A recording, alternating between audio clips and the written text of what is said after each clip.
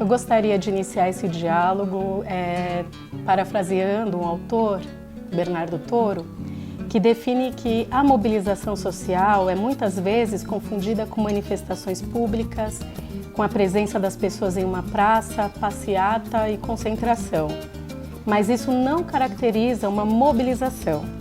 A mobilização ocorre quando um grupo de pessoas, uma comunidade ou uma sociedade decide e age com objetivos comuns, buscando cotidianamente resultados decididos e desejados por todos.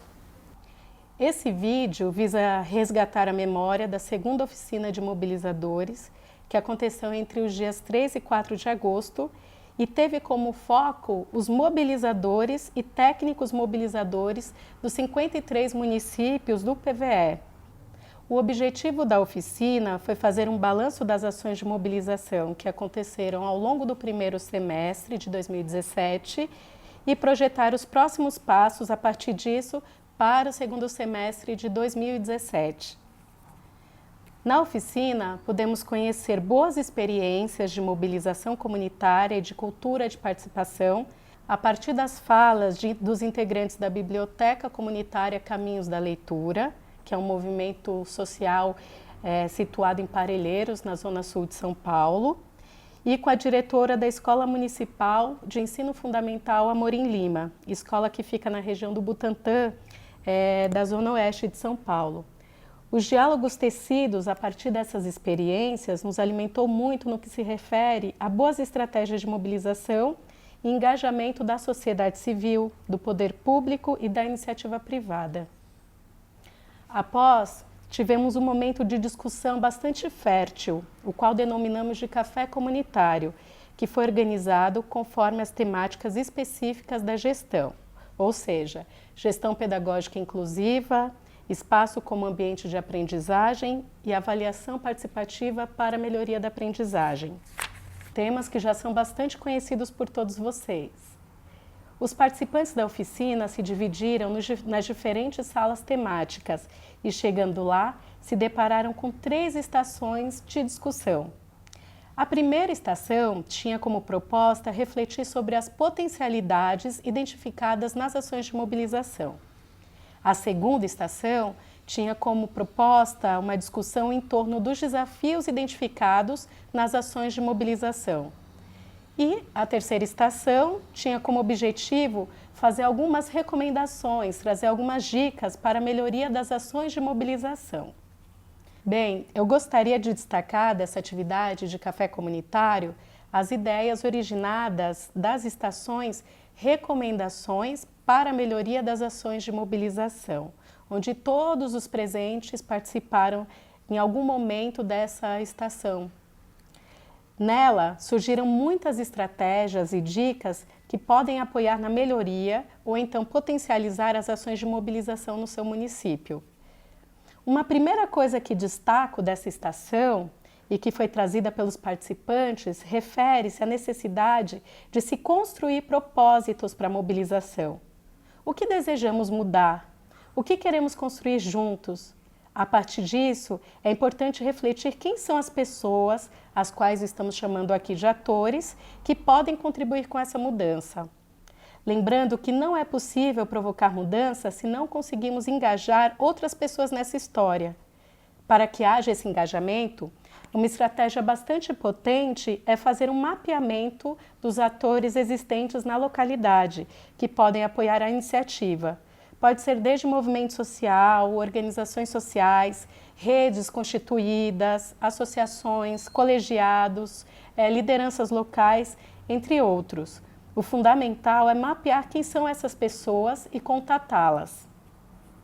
Aqui estamos partindo do princípio de que sempre há pessoas dispostas a se envolverem com lutas e causas sociais que poderão mudar a sua própria realidade, suas próprias histórias, mesmo que o município não conte com grande histórico de mobilização social ou com tecido de participação mais consolidado. Sendo assim, é importante que nós apostemos que em cada território há pessoas que partilham de sonhos e de desejos comuns e que o que precisamos fazer é identificá-las e criar ou então compor um espaço para que o diálogo e a participação aconteça de forma organizada. Identificar dessas pessoas com base em critérios de diversidade, né, diversidade de setores, que do ponto de vista do PVE isso é um princípio, é necessário pensar em como convidar essas pessoas para uma reunião, para esse encontro. Como convidá-las? Mandar e-mail? Mas será que essa é uma forma adequada de comunicação se você está num território, por exemplo, em que as pessoas que você mapeou inicialmente não fazem uso de internet? Mandar um convite genérico ou nominal? Como é receber um convite para uma reunião em que apareça o seu nome logo na primeira linha? Será que isso provoca maior vontade de participar? Será que o dia e o horário em que vai acontecer esse primeiro encontro, essa primeira reunião, contempla a maioria das pessoas convidadas ou dificulta? O local da reunião é acessível à maioria dos convidados?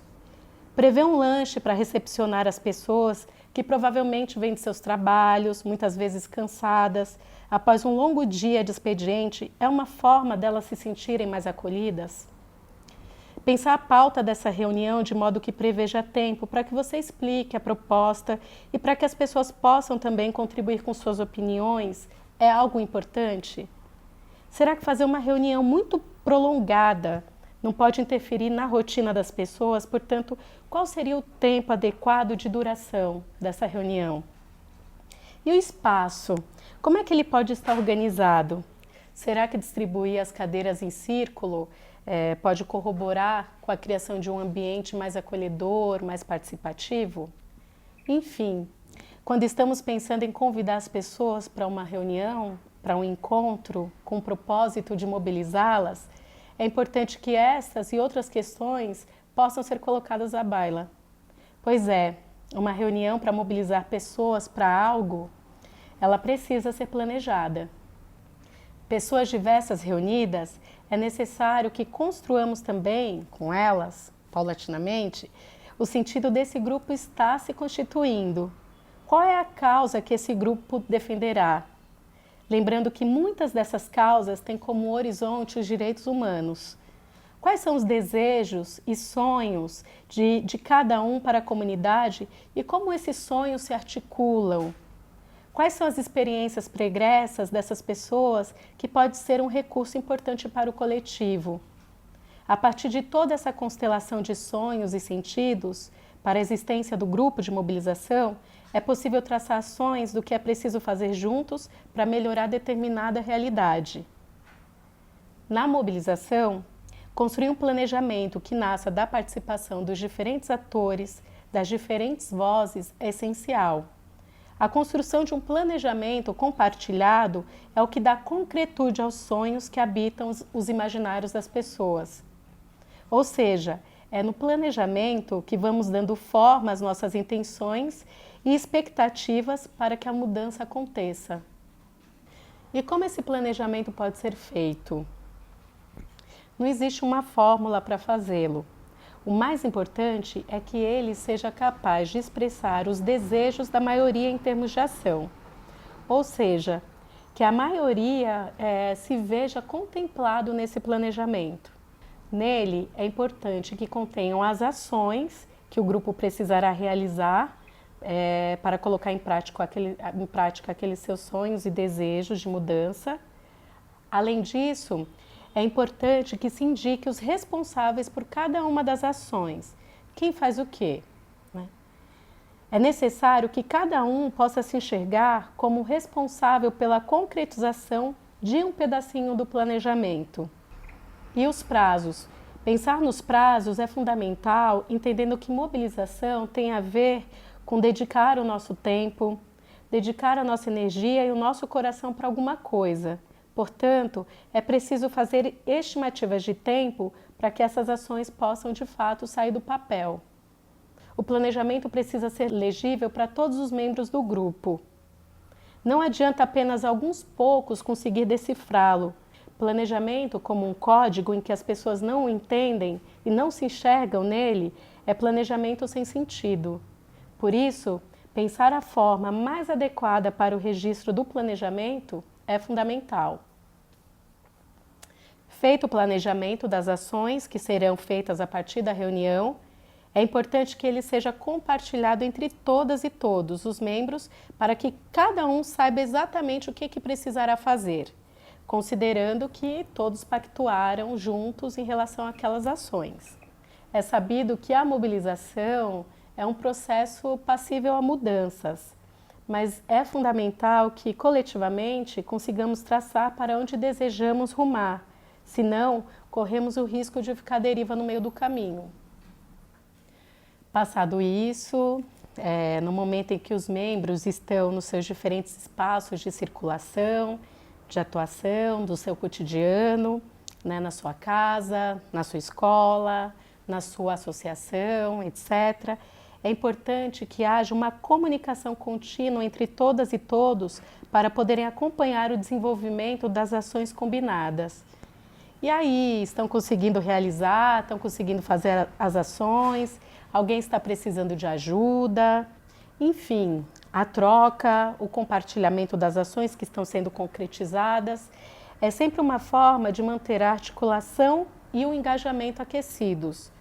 Ou seja, a comunicação regular, encontro nos pequenos grupos entre os membros da mobilização para fazer coisas juntos, reunir todo o grupo de mobilização para discutir os andamentos das ações e fazer possíveis alterações de rotas é fundamental. No tronco da palavra mobilização está implícito o sentido de mover ações. Portanto, um grupo de mobilização que não consegue dar prosseguimento às suas ações conforme aquilo que foi acordado no planejamento, fica mais suscetível a não ter longevidade. Vale lembrar que aqui não estamos nos referindo a um volume grande de ações. Não, estamos falando do esforço empregado pelos diferentes membros do grupo para a realização das ações acordadas. Ainda que sejam poucas o número de ações, o mais importante é que elas sejam significativas para a concretização das expectativas e desejos do grupo. Nesse contexto, olhar com cuidado especial para essas miudezas é o que pode fazer a diferença entre ter um grupo de mobilização mais sustentável e com longevidade ou ter um grupo que seja mais passageiro, né, com ações mais rarefeitas, mais pontuais. Ao longo do processo de mobilização, é importante que busquemos estratégias para que as pessoas se sintam parte do grupo, não somente convidadas, mas parte, e tenham o desejo de permanecer nele. Entretanto, é recorrente em grupos de mobilização haver um desafio quanto à retenção dos seus membros. Nesse sentido, vale a pena sempre valorizar as pessoas que constituem o grupo, apontando para a sua importância e o poder que todas e todos têm juntos. Um bom exemplo disso é, após as reuniões, elaborar uma carta de agradecimento à presença de todas e todos e reforçar o convite às próximas reuniões, né, e pactuar a necessidade de realização daquelas ações que foram combinadas no coletivo. Em caso de haver esvaziamento, uma recomendação é entrar em contato com as pessoas que vieram na primeira ou na segunda reunião, fazendo um reforço à sua participação, né, verificando se o dia, o horário condiz com a realidade das pessoas. Uma outra estratégia é revisitar aquele mapeamento que nós falamos inicialmente, com o intuito de convidar novas pessoas a integrarem esse grupo de mobilização. Ou ainda outra possibilidade é combinar com cada membro da mobilização que traga uma nova pessoa para integrar esse coletivo. No que se refere ainda à mobilização, é fundamental, após uma jornada de trabalho colaborativo, de conquistas, é importante celebrar.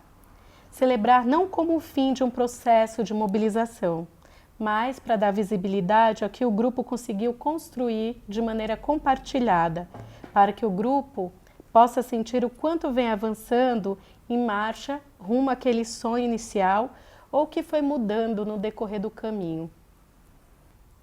A mobilização é uma coisa que nasce da experiência, do olhar sensível para a realidade e da troca de experiência com outras realidades.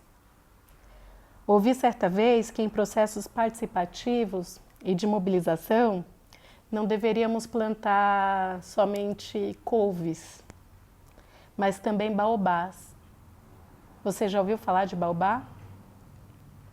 São árvores de muita vitalidade, de raízes profundas. São árvores que atravessam gerações. Se planta hoje e se acompanha seu crescimento por longo tempo, nutrindo-o diariamente. Penso que essa é uma boa metáfora para se falar de mobilização. Aqui busquei fazer uma síntese do que foi a segunda oficina de mobilização, que foi um momento muito precioso para pensarmos nos caminhos que percorremos com a mobilização ao longo do primeiro semestre e quais são os próximos passos que que nós precisaremos implementar para que ela possa cada vez mais se consolidar nos diferentes territórios. Na oficina ainda tivemos outros momentos bastante ricos, como a discussão sobre a atuação do mobilizador e ponto focal da empresa, do técnico mobilizador da secretaria e do formador do PVE, que são atores bastante estratégicos da mobilização e que precisam caminhar sempre bastante articulados e em parceria. Também começamos a esboçar um planejamento para a mobilização para o segundo semestre de 2017. Todos os materiais e registros da oficina estão disponíveis na nossa plataforma do SEDAC Virtual, na área de mobilização 2017. Vale a pena conferir. Espero que esse vídeo possa te ajudar a pensar a mobilização no seu território, sobretudo no que se refere às recomendações e dicas que oferecemos anteriormente e que foi fruto de um debate bastante fecundo entre mobilizadores, técnicos mobilizadores, pontos focais, de todos aqueles que estavam presentes na nossa oficina. Bem, e qualquer coisa, estamos aqui para apoiá-los no que vocês precisarem, né? Estamos juntos. Abraços e bom trabalho!